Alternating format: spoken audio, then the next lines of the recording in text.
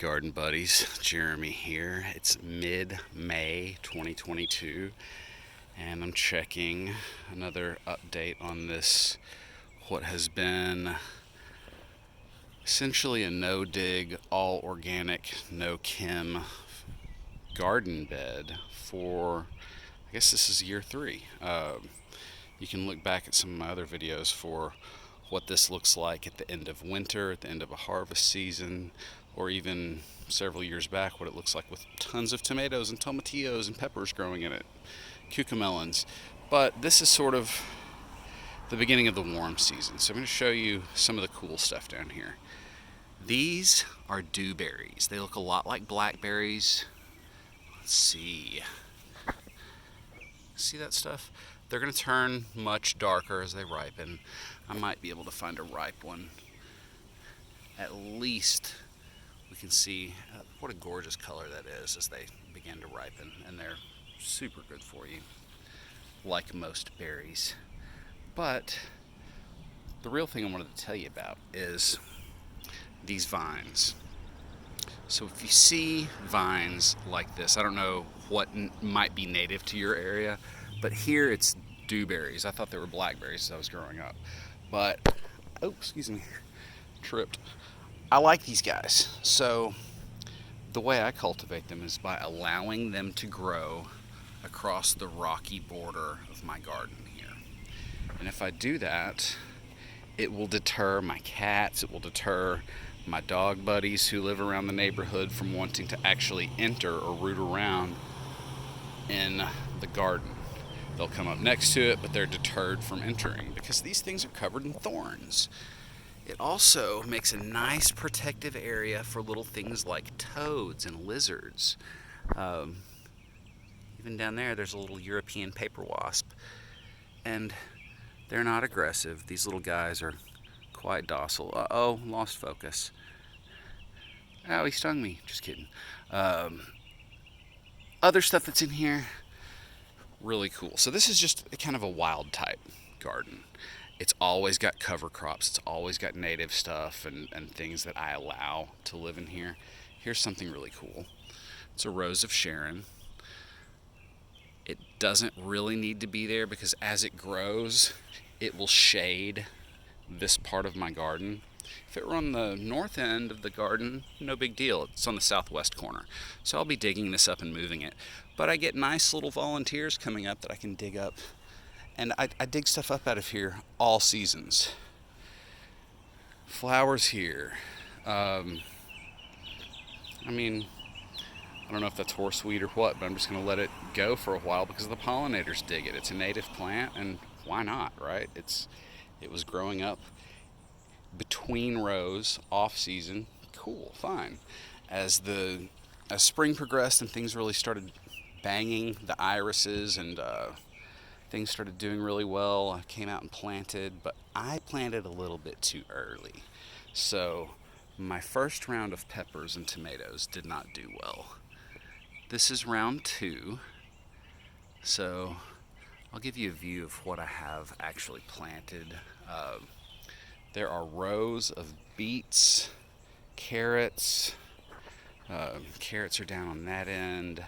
Radishes are probably in through here. Beets are in a row in through there, and they're coming up. They're just going to be very hard to see. There's also shiso, perilla, all down in through here. You can see all those little plants down there, green and purple. Let's see. That's a good shot of both of the varieties, the purple and green perilla. Same thing as that stuff. It's just a beautiful mint family herb. The Japanese know it as shiso. This here is just a mint. It's a great mint. I have it in here for like companion crop purposes. So it's smattered in between things, up between tomatoes and things. Violets, irises. There are probably 3 types of iris. They're already done for the year, I believe. We got people yelling on the street. Cool. A bean plant. It needs somewhere to grow, so maybe I can steer it that way. I don't know what's. Um, Lots of beans in here. There are wax beans, there are purple hyacinth beans, and they're mixed and scattered. Down here is a lemon balm. This thing just absolutely bangs. I'm not sure what this guy is. This may end up being it. Might be a. Actually, I'm not gonna guess because I don't know. That's a sugarberry. I'll move those. Cucumbers, tomatoes. Here's a view of a carrot. Those are scattered down on the low end through here. A beetle, another iris and tomato. Lots more dewberries. Something's been eating the dewberries. I don't know if these are slug holes or what, but I'll find out what's been eating these guys at some point. I just haven't seen them.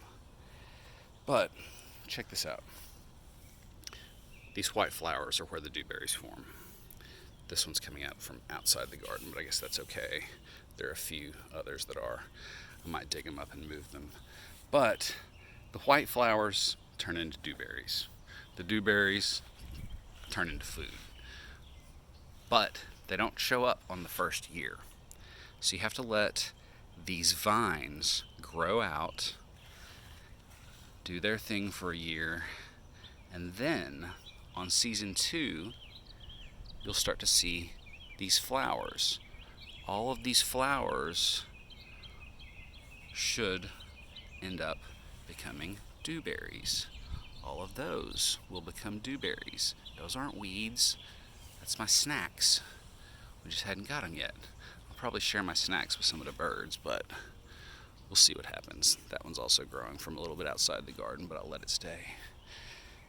And yeah, there are a lot of herbs in here as well. Basil. That's actually a daffodil. I thought that was an onion at first.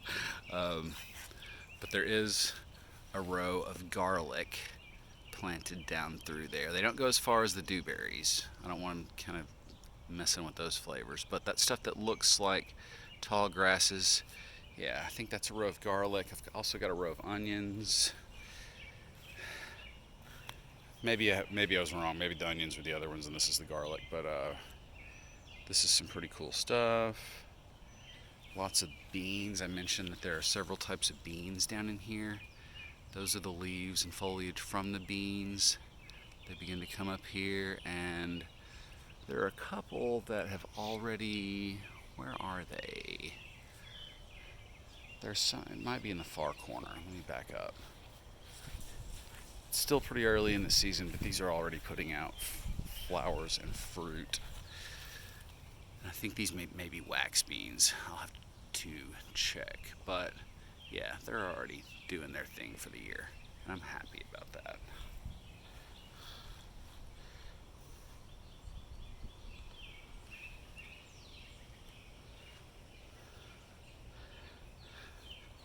Some things down in here that look like weeds.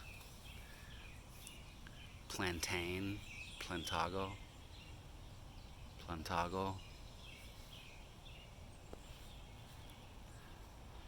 Violets, variegated vinca, also known as periwinkle. And yeah, I need to identify this little fruit tree thing. I'll find out what it is and move it along. There are also probably some maple trees in here that I will need to dig ups. Where might they be? I don't see any right now. That's good. That's less work for me. Maybe I've moved them all. Anyway, this is second year coming back kind of mid-spring, and no dig, no fertilizers, no poisons, pesticides, no herbicides, just light weeding and planting things, allowing the plants and the soil cultures, the fungi, the microbiology. That's what makes the soil healthy. And you may also see that there was, a couple of years ago, this was a heavily mulched garden. I may do that after this grow season again. If you ever need mulch, call up your local tree removal companies, tree services. They will probably be happy to bring you free mulch. Spread that out. Lots of mixed biodiversity already going into the mix. Thanks for checking. Hope you guys have a great day.